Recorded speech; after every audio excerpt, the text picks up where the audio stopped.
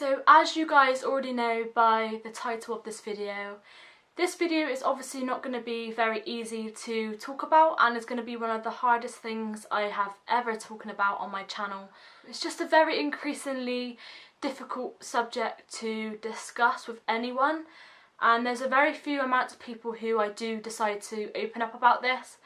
Mainly my boyfriend, my mum, my brother, just because I feel that they understand more because they were a part of what happened to my dad, and they were also on this big journey that we were all on. So basically a year ago today, my dad passed away. It was peaceful considering the hard life he had with esophageal cancer. So the whole journey itself was just something else, you know. It was very hard to see someone you love be stripped away from everything they once were. You know, my dad at one point was just so scared to get out of the bath and put himself into a towel because he felt that that towel would just swamp him and take him. So dealing with those problems that we faced every day and coping with that as well, and trying to be strong for my dad, because obviously we didn't want him to see us upset or see us cry or talk about this, so we basically had to do this when we were alone. But we are not a very open family anyway, so it's quite hard to discuss this with anyone, especially when you don't have that many close people around you. In fact, the only people that are close to us are the 5 of us who actually lived in that house.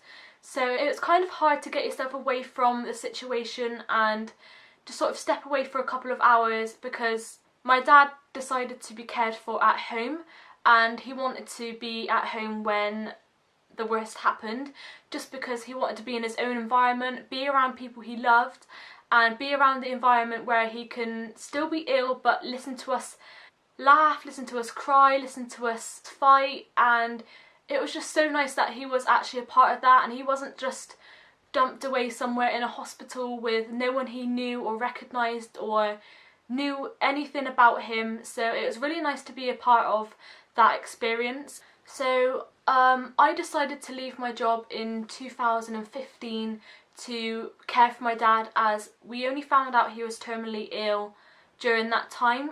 He wasn't always terminally ill. He was diagnosed with cancer in 2014, and we were always told that he was going to come out from this and get better, but that wasn't the case. And 6 months down the line we were told that he'd become terminal, when we thought that the treatment had worked and we were going down the right path after all of this heartbreak that we've already been through. Since discovering that my dad became terminally ill, I just went into instant meltdown basically, and I just haven't really recovered from that at all. I dropped everything to be with my dad. I didn't think that anything else was more important, because my dad was on the end of the road basically, and I just wanted to be a part of that as much as I could.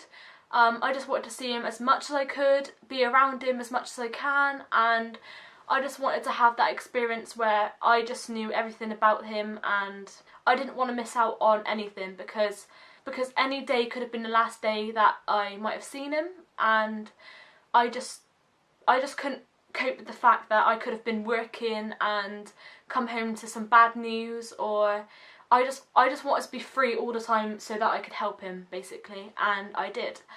A year on from losing my dad has been very hard.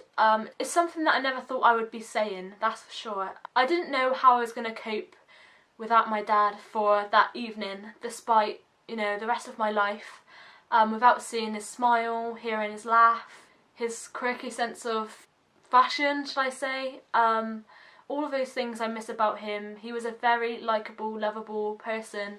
A lot of people can say that about my dad. I really looked up to my dad. He was my biggest inspiration.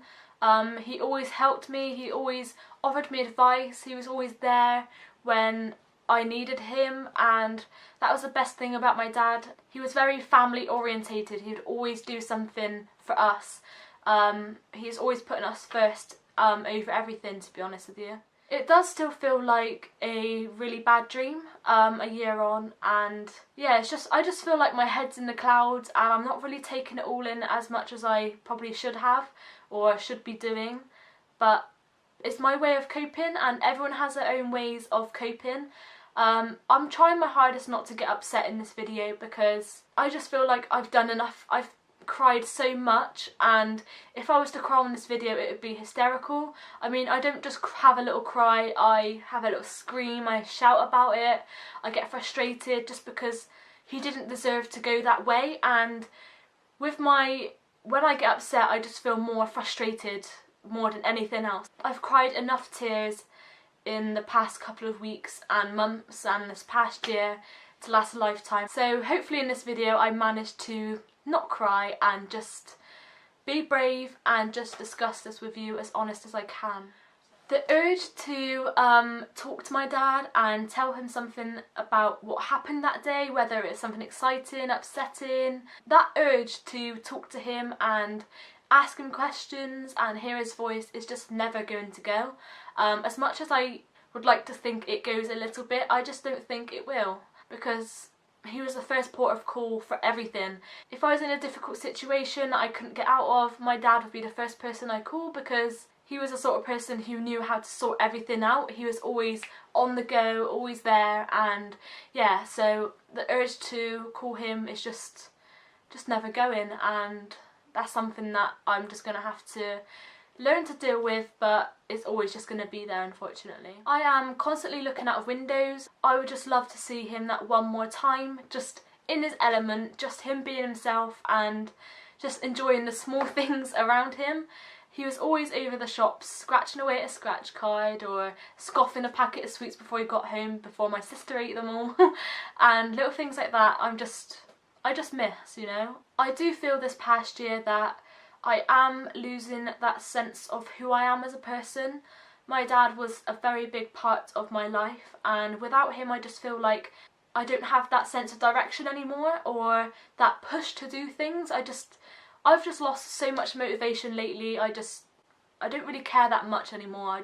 Things can't get any worse than what it already is now, to be honest. And in this video, nothing I can say is ever going to explain how I feel perfectly or define things any better. As you guys know, I have been very up and down this past year, and this has affected my employment, personal relationships and my health overall. It's no secret that I have been suffering with depression and anxiety for the past couple of years. It is very on and off. I have a period of time where I don't get that many symptoms or it doesn't affect me as much, but then a couple of weeks later or days or hours I just get a massive load dumped onto me and I just can't get myself out of that situation for a while.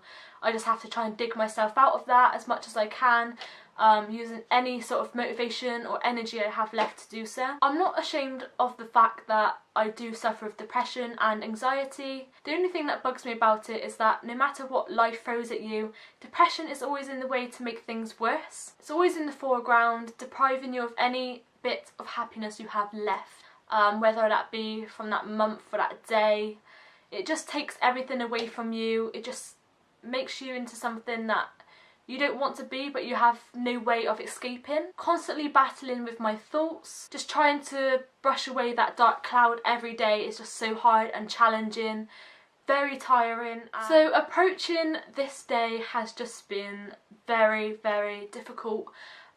Relapsing those memories that we had, all of those difficult times, all of those things that we saw and witnessed, all of it is just coming back to me. Every day is a different date to what happened that year. Every day something happened that we remember strongly throughout January. Something bad happened with my dad and we were just being told bad news, we were being told good news, but then it was just changed back again to bad news, and it was just getting worse and worse until eventually my dad just could not take it anymore.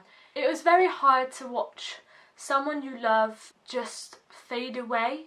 And that's the way I would describe it, because due to the type of cancer my dad had, he had esophageal cancer, which he was unable to eat, he found it difficult to swallow and drink certain fluids and stuff, and he was constantly throwing up, being sick, and food kept getting stuck and he was choking.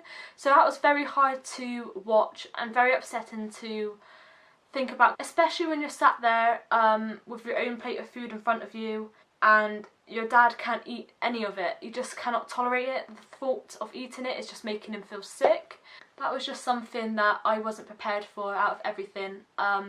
And it still affects me now with my eating, to be honest with you. That's why my diet has been very up and down, because there are times where I just think, I don't want to eat anything. My dad was starved. I can manage without eating for today, or I can manage without eating breakfast and things like that. And that's what I have in my mind all the time. And I'm just trying to get myself to stop thinking that way. My dad had esophageal cancer and I don't. So I don't need to punish myself for something that I had no control over. So I'm trying to fix that as well. So amongst other things that I'm trying to fix in my life, I'm trying to fix that. I am desperately trying to stay as positive as I possibly can. Just trying to focus on those good times that we had with my dad, all those wonderful memories we shared. Just appreciate them and the fact that he was my dad and I got to know him so well. We had such a great bond together. Not many people have that with their dad, so I'm so grateful that I managed to have that time with him and get to know him and go with him on this journey that he had. So basically throughout the rest of February I'm going to be dedicating it to my dad, to mental health, to grief, how to cope with what I've coped with. If you've recently lost someone you love, or if you have any advice to give me on how I can stay positive and how you guys stay positive, then feel free to comment that below. Anything you guys say to me will be confidential, so if you decide to message me on social media, that will be confidential. I will be doing a video called Ask Kora, where you basically just ask me for advice and support on any subject. I am willing to discuss this on my channel. As I said, everything will be confidential, including your names, so none of your names will be mentioned in my video. I will be changing your names to something completely made up. So thank you guys so much for supporting me with this and with my channel so far this past year. I really appreciate it, and thank you for being patient with me throughout this as well, in terms of what happened with my dad and with me lately. So thank you guys. So yeah, I really hope you stay in touch with me and get in contact and be a part of my awareness month, shall I say. And yeah, I really look forward to hearing from some of you guys and to be able to help you as well with your problems and your advice and give you some tips and things. So yeah, I'll see you again on my next video. Bye. Fishes feel as soft as your face, with mild green, very liquid. I'm a star!